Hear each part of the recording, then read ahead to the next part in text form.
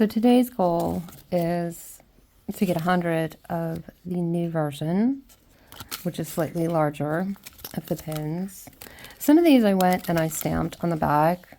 I don't really think that makes any point, but this is the most tedious process. So if you're watching this, hello, and No King's Day is coming up. And while I'm trying to make like 2,000 of these before March 28th, I'm recording videos of just me talking. Yeah, so I keep getting distracted because I keep coming up with new ideas for different pins to make. And yeah, so that has delayed the process some, and then to try and make these work. If you're wondering what they are, this is like poster board. I wrote on it, then a stamp, and then just marker. And this is packing tape. Okay. What fun topics to discuss today. Okay. I don't know. So I'm guessing today is the 3rd. And of February. Wow, it's February already.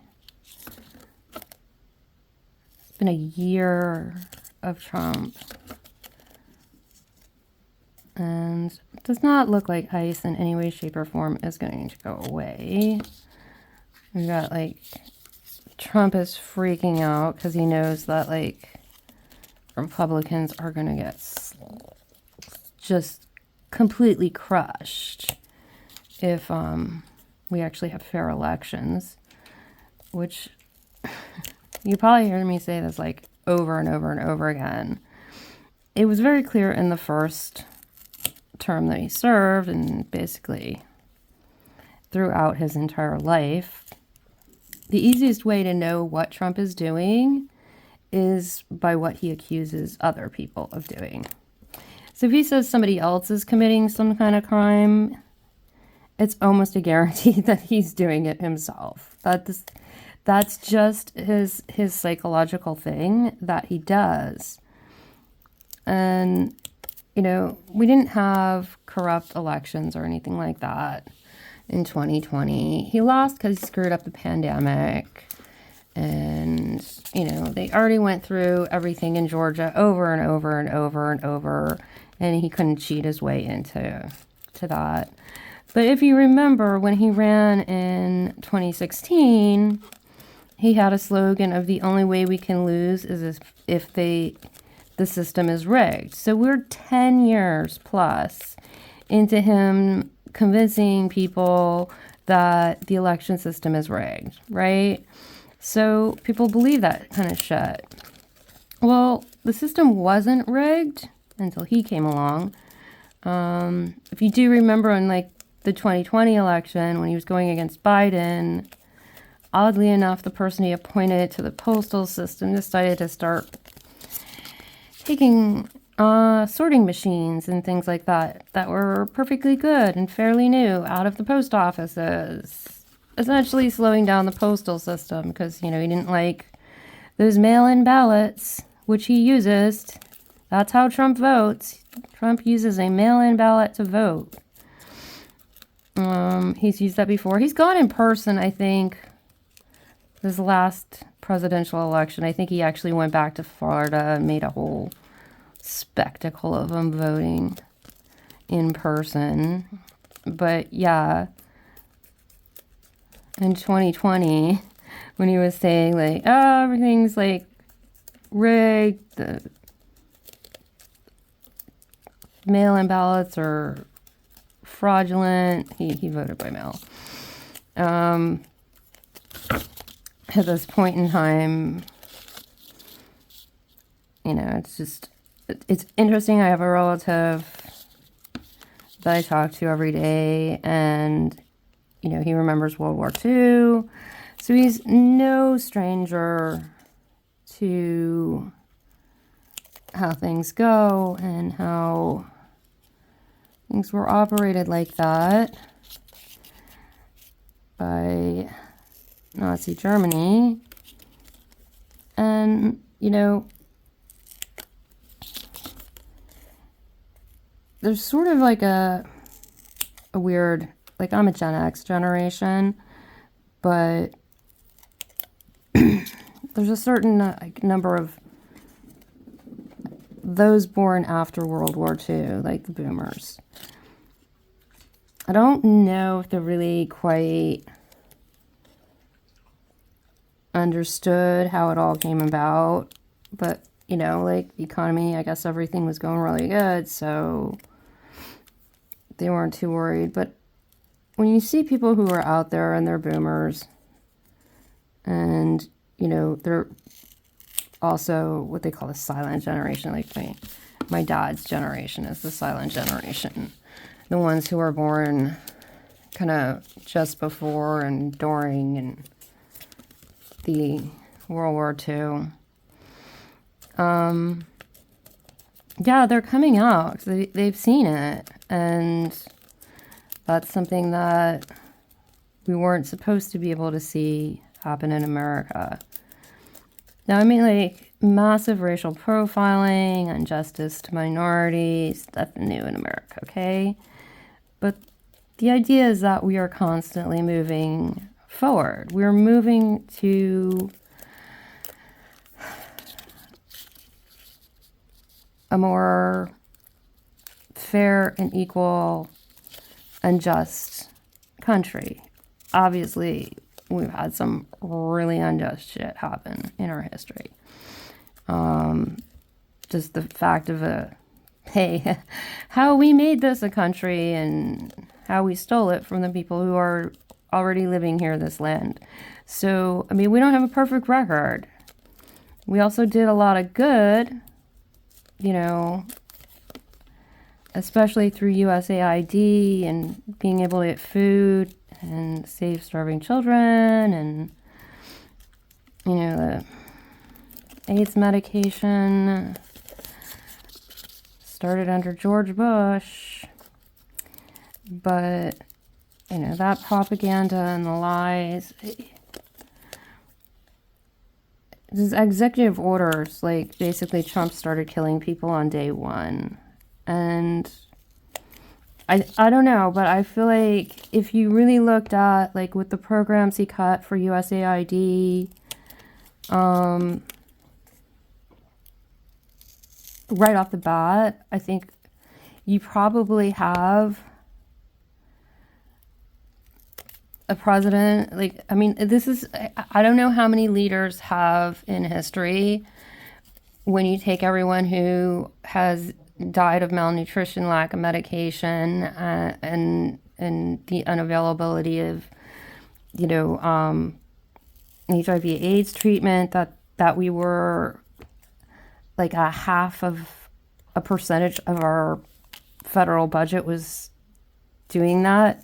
The amount of people who have died from that, like, I don't know. I feel like Trump can probably like go down in history as being like the president that killed the most people in one effing year. Like in his first year, he's probably killed more and had more deaths from his policies in 1 year than any president has ever had. You know, I mean, don't get, you know, you can go into the numbers and check it out, but like, and for it to not be wartime, like without even going to war, because questionable what degree of war we're at within our own country or various other countries, depending on the mood Trump's in when he tweets. But like, we're talking about hundreds of thousands. I mean, bare minimum is going to be looking at like 300,000 people globally from what we've withheld from them because Trump and the Republicans wanted to say USAID and the 0.5% of our budget, our federal budget, that went to helping others. in other countries was just a big scam and a Ponzi scheme and totally full of fraud. And I'm like, I don't know, the low estimates for his first year in office are around 300,000 people were killed by having food and medication withheld, by his dismantling of USAID. Higher estimates are closer to at least 500,000. So, yeah, you know, and, you know, add in the random executions of people in boats off the coast of Venezuela who may have, you know, they may have been smuggling drugs, but our justice system says you gotta go to court and be proven guilty before you can be punished for it. So you've got that. You have those who have died in ICE custody. Those ICE have killed on the streets. And who knows how many others have been killed in just 1 year under this guy who's really raking in the bucks. Like, I mean, was probably his most profitable year ever in business. Yeah. So I think it's pretty clear what matters to those in office. And obviously these things can't get carried out by Trump because he's just sort of not intelligent enough. Yeah, when he has to say that other people have no IQ, that's a pretty good sign that the guy knows his IQ isn't that high. So I'd say about half the population probably has an IQ higher than him, and it gets under his skin. But so he has to call people stupid. Generally, the people he calls stupid are the people who are very competent in researching and basing their opinions on the information that is verifiably true. You know, like what we see with our own eyes rather than the lies he tells. But yeah, he's obviously not, which brings us to Project 2025 and the people behind that. So Trump's just kind of a puppet that they kind of have to keep from being too obnoxious, but he has the popularity, so whatever behind the scenes, let's make apartheid in America people, I don't know, was it Turning Points or something? Who is responsible for Project 2025, you know? So, yeah, you know, some racist agenda, and Trump just happened to have it in the popularity contest because he's a household name and has been, and for a lot of households, he's been known for all the scam businesses he ran. And not paying people, and all the bankruptcy went through, and the fraud he's been involved with. So, yeah.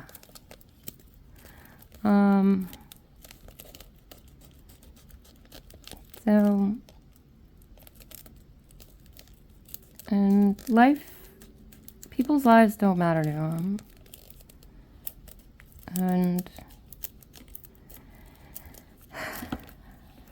I really wish there was a better understanding of, like, what is up with Republicans? Like, I mean, come on. Y'all are supposed to be the Christian folk. I was like, okay. Jesus really didn't preach much about genocide. I mean, over 300,000 Haitians with their fate in the balance right now. And it's like, they're legally here. They're legally here, but like Trump wants to take away the legality of them being here. And I'm like, I don't think he has the right to do that. But it doesn't matter whether or not he has the right to do something, like slap his name on the Kennedy Center, which the Kennedy family should like say, we want our name removed and we'll go do a nonprofit and open the correct Kennedy Center, because do you really want it like marble and gold plated with Trump's name all over it? I think that mars the Kennedy's name.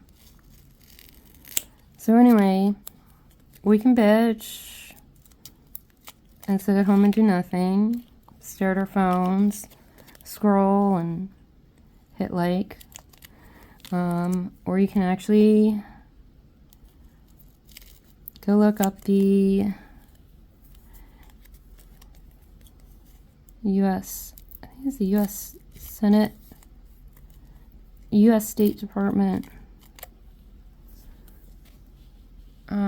call line. I don't remember the name of it off the top of my head. Or just like fucking Google who your representatives are if you don't know who they are, and while you're watching some woman who is obviously vents her frustrations through crafts, cut up these little things. You can mute this and call your representatives and pick a time each day that you want to call and call them every single day. And that goes beyond just your House member and your 2 Senate representatives in the federal government. You need to be calling your governors for your state and for your Senate and House in your state. Just remember to make sure it is your representative, because they basically won't tally what you have to say or bother with your call if you are not a constituent. So that tends to be a waste of your time calling people who aren't. If you have Democrats that have done some good things, thank them, ask them to keep it up and do more. But yeah, so making phone calls is a start. A lot of you are out there getting out to protests. That's good. Be peaceful. And I mean uber peaceful. You know, always keep a good at least 8 feet distance between you and any of, well, at this point it's usually like ice and stuff like that that's out there, but always keep a good 8 feet distance at minimum between you and them. It puts them in a less we're threatened excuse state, and it also gives you more time to run the fuck away. But yes, and you know, if you are going to be, you know, do some doom scrolling on social media, be sure to give the likes and comments to the videos that are showing the injustice and brutality that ICE is doing, so the algorithms know to pick those up and push them out further. Yeah. So these things take a lot of time to make, but I am going to make them. Why am I making them? You've probably been wondering that since you turned on this video, and if you're still here, I will let you know. So everything, like, you know, this is like, oh, we're all paid protesters. Like, I'm sorry, no, we're not. I've not met a paid protester yet. And that's supposedly billionaires are buying everything, like the signs. Oh, yeah, those handwritten signs, you know, with the 50-cent poster board from the Dollar Tree. Yeah, the billionaires are behind it. So I thought making these pins is basically out of poster board and packing tape. And I actually wrote on here. I have a stamp. That's a crown. And then that's a red Sharpie marker through it. And I managed to get a good deal on a mass bundle of pins. So I have safety pins to put on these eventually. But yeah, it's like, it's cool to have something, even though these aren't going to like last for a long time. I mean, they're bendable, they're flexible. You could technically fold them in half. I mean, it is just poster board with tape on either side. They get a little sturdier than this, but not too much. Okay, let's see. All right, I got, what all do I have here? I have these here to do. It takes a while to do them. And like, you can always put in the comments what you're doing to get ready for No King's Day. Okay, let me just try and do these in order.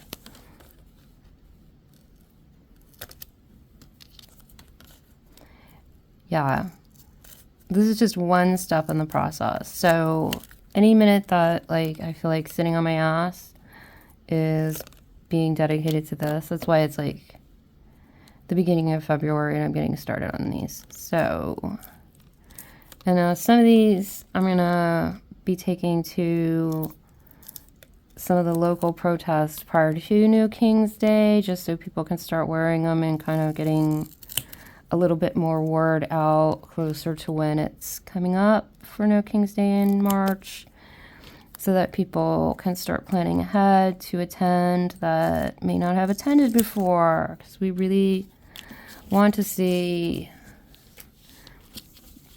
just the numbers be way more than the others. And it's not because they were small protests. No, mind you, like some of your local ones may not like have like larger numbers. I know where I live, we had one that was about 15 minutes from my house for No King's Day 1. And they had 2,000 to 3,000 people show up for that. Now, the No King's Day 2, the second time in October, I believe it was, there were 2 of them that were within 15 minutes of where I lived. And both of them had, well, I think one had the 2,000 or 3,000. The new one had the 2,000 or 3,000. And then the one in the same spot, or actually just down the road a little bit, because the mall just was like, there were too many of you and you took up our parking lot. So we was moved down the street a bit. And they had, I think it was more in the 4,000 to 5,000 range. Now, mind you, there was a second one. So it's like, it's not just like they got, you know, at least 1,000 to 2,000 more people at that particular road. We'll just call it that, since it was just like a quarter of a mile up the road, you know, from where the first one was. They had the second one. But there was also a additional protest for No King's Day that was held really close by. I mean, they're literally like 15 minutes away from each other. And that one had the additional 2,000 to 3,000 people or so. And I'm, you know, not perfect on my statistical numbers here, but we're talking in generalizations. But anyway, you look at it, even if you count the low end of the numbers, there was a huge, bigger turnout for the second No King's Day in that one location, even though a lot of people who went there for the first No King's Day had like one that was closer by, and like, you know, at least 1,000 or 2,000 people showed up over there. So it was like kind of a doubling, if not tripling, of people because there were more. So I don't know if I'm explaining that right. You know, the ones that were there for the first No King's Day, the locations had an increase, but then there were tons more locations and they had good numbers, high numbers out there. So yeah, and I cannot explain that any better than that right now. My dog is whimpering in the background. It's like, she has a bed over here that she can sit in. So Julia, do you want your bed? Your bed's over here and I even have a nice fluffy blanket in there. Is this not the most boring thing you could watch, right? So anyway, you know, I'm not a person who gets out and does a whole lot of outside human interaction stuff. So for the introverts who are crafters, making things to bring is awesome. Yeah, the first No King's Day, I didn't make anything, but I brought like 100 the flags, like the 6x8 or something flags to hand out. So I handed those out. So, you know, it was also no flag. It was No King's Day was on Flag Day and whatever, Trump's birthday or something like that. Yeah, it coincided with some other 250th anniversary that people fell asleep during. But they didn't fall asleep at the No King's Day rally. Anyway, so I handed out a whole bunch of flags, American flags, obviously. It was Flag Day. And it was like, you know, 20 minutes after that, I was like just standing on the side of the road. And then, you know, some guy in his like 30s showed up with one of those reusable grocery bags full of flags to go look for, you know. So you couldn't go like 2 feet in this line that was like a mile long without having somebody hold up a flag. It was really cool. The second one, I brought pins. Do I have the pin over here? I don't have my glasses on, so I can't see anything unless it's right in front of my face. Yeah, it's like, it should be around here somewhere. One of these. Nope. That's another protocol for another thing. I did do like the heart stickers. Okay, I did that. You do not have to get them off of Amazon. Walmart tends to carry them. They're usually out of stock, but you can check. Because some of what you can get on Amazon, you can get through Walmart. But yeah, these were the pins. I made 100 of these to hand out at the second No King's Day. And it's just something nice to give to the people and say thank you for showing up, and a way of just sharing with each other, and not paid by billionaires, by the way. My poor oh, you're right there. Oh, you are right there. She wants up on my lap. I'm going to let her up on the table so y'all can see her. Okay. All right. So this is going to take a little coordination that I don't have. Where are you going? Where'd you go? You're over there now? Okay. So you can list. I'm moving a massive amount of crafty stuff here. Okay. So we're going to bring dog up on the table. Okay. Alrighty. Do not criticize the paw thing with her nails, because you know what? We are working on getting them on. There's a camera up here. Do you want to say hello? Okay. So, are you going to go up on the table? You want to go up on the table? Hey, you want to go up on the craft table? Because I'm almost to the next step. What are you doing up here? Are you going to say hello? Are you going to help me make pins? You're not going to help me make pins? Are you going to be in my way? Yeah, that you're going to be. You're going to be in my way. Okay. So I would just periodically check in as I make these things and post, and hopefully, you know, I am aiming for getting 2,000 of these done by No King's Day. We'll see.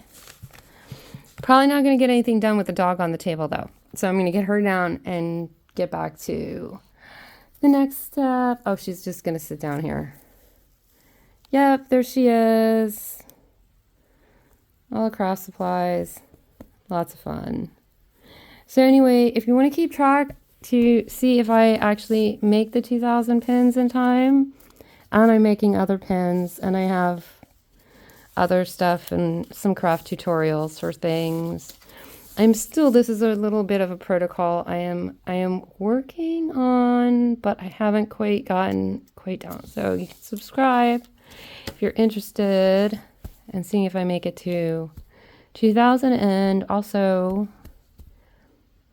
getting there's a coloring book page. You can check out one of my other videos. There's a coloring book page you can print out for shining a light on, I can't even think. I'm so tired. Yeah. Basically shining a light on truth melts ice. So, salt melts ice. And there's a coloring book page. You can there's a free PDF download. I made it myself, so you don't have to worry about copyright stuff.